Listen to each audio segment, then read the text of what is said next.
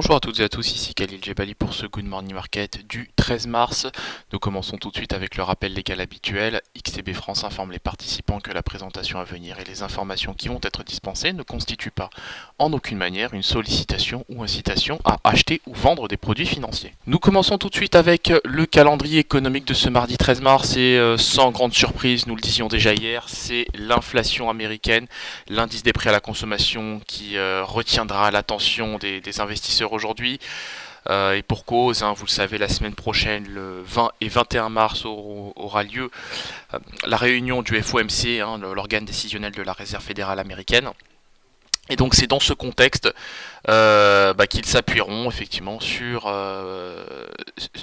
l'indice des prix à la consommation qui effectivement, j'ai envie de dire, drivera le prochain relèvement de taux. Donc on pense que c'est désormais acté pour mars, il y aura bien un relèvement de taux la semaine prochaine de l'ordre de 25 points de base, mais voilà, la question est de savoir si en 2018 on relèvera 3 ou 4 fois les taux, et forcément si on a une inflation, un indice des prix à la consommation en ligne avec les attentes, ou en tout cas au moins en ligne avec les attentes, eh bien il y aura fort à parier que la Fed relève 4 fois ses taux cette année. Voilà.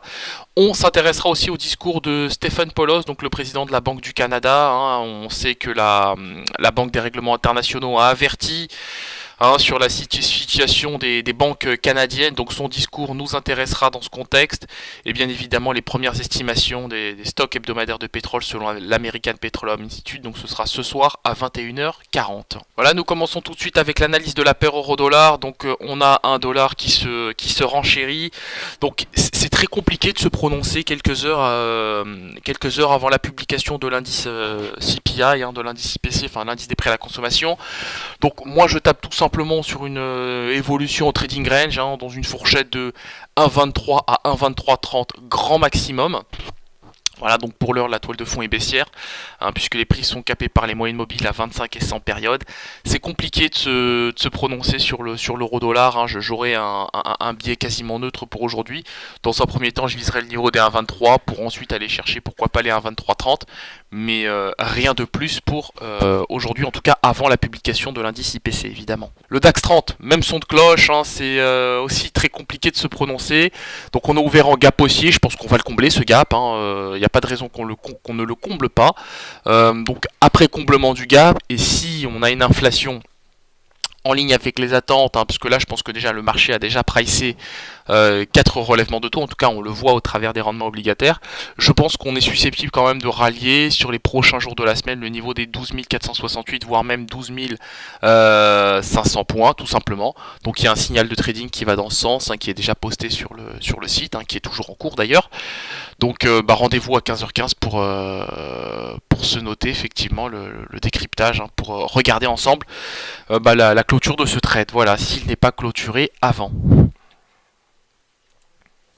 Le gold qui lui aussi perd du terrain dans le sillage de l'euro et en raison du rebond du dollar avant la publication de l'indice IPC. Même son de cloche, c'est très compliqué de se prononcer sur le gold. On est quand même susceptible sur le gold de revoir le niveau des 1312. Voilà, d'un point de vue technique, puisque on n'a pas réussi à s'affranchir des moyennes mobiles à 7 et 21 périodes. On a essayé de revisiter hier la moyenne mobile ou plutôt tout à l'heure, à minuit. Enfin, c'était ce matin. En session asiatique plutôt je devrais dire, le niveau des 1326 sans succès.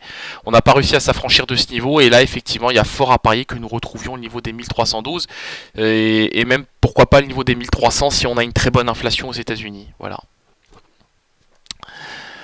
Au niveau du pétrole, le contrat WTI, lui, évolue sans grande tendance. Trading range, pareil, sur le niveau des 61,19, on a regagné un peu de terrain. Je garde mon biais acheteur sur le WTI et je pense qu'on va retrouver le niveau des 62,50 cette semaine. Sur l'indice S&P 500, alors là effectivement, pareil, trading range dans la fourchette de 2787 à 2796. En tout cas, au moment où je vous parle, les prix évoluent en direction de ce niveau des 2796. Je pense qu'on va revoir le niveau des 2800 points sur l'indice S&P 500. Voilà, moi je suis clairement acheteur de cet indice. Il n'y a pas de raison que nous ne retrouvions pas le niveau des 2800 points. On a tous les catalyseurs pour. Il y a pas mal d'actu du côté entreprise aux États-Unis. On sait que Donald Trump vient d'interdire une fusion-acquisition.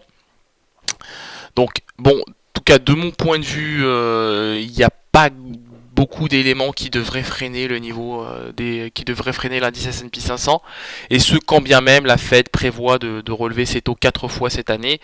On a des rendements obligataires qui évoluent et on a aussi en parallèle des indices qui évoluent, donc on voit que les opérateurs s'accommodent parfaitement de cette situation et que c'est presque devenu une raison d'acheter les indices, voyez. Donc il n'y a pas de vraie, je dirais, menace à l'horizon. Bien que la situation géopolitique inquiète, notamment en Chine. On a la situation des banques, comme le disait dimanche la Banque des règlements internationaux, pareil, la situation des banques chinoises, hongkongaises et canadiennes qui inquiète. Il y a plusieurs thématiques qui vont dans ce sens, effectivement. Bon, alors maintenant, encore une fois, il n'y a pas péril dans la demeure. On voit que les investisseurs s'accommodent parfaitement de cette situation. Nous terminons avec le Bitcoin qui effectivement refuse de s'affranchir du niveau des 10 000 $. On est allé chercher, pas loin, on est allé chercher quasiment le niveau des 9 800 $ pour un Bitcoin.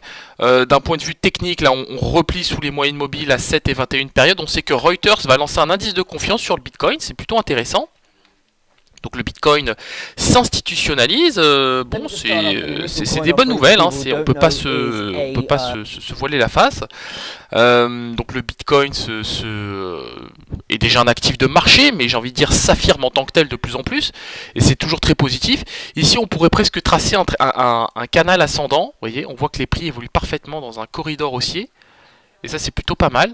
Voyez, donc là pour moi tant qu'on n'a pas, alors attendez je vais le tracer, voilà, et vous voyez typiquement ici tant qu'on n'a pas cassé le niveau des 9000 à 8900 sur le Bitcoin, eh bien je dirais qu'il n'y a tout simplement pas péril dans la demeure. Je table même sur un rebond autour de ce niveau de prix pour aller chercher le niveau des 9516 $ pour un Bitcoin. Voilà, bien que le RSI pour l'heure soit orienté à la baisse et fluctue désormais sous sa zone de neutralité. Voilà, on se quitte sur cette note. On se retrouve comme d'habitude à 15h15 aujourd'hui pour faire le point sur la séance. Donc séance évidemment majeure en vue de la réunion du FOMC la semaine prochaine.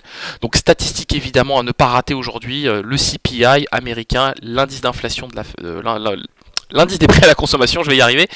Donc effectivement 2,2 attendu aujourd'hui, 2,2 attendu en rythme annualisé et 0,2 attendu sur le seul mois de février. Donc effectivement data à ne surtout pas manquer. Merci à vous et à tout à l'heure.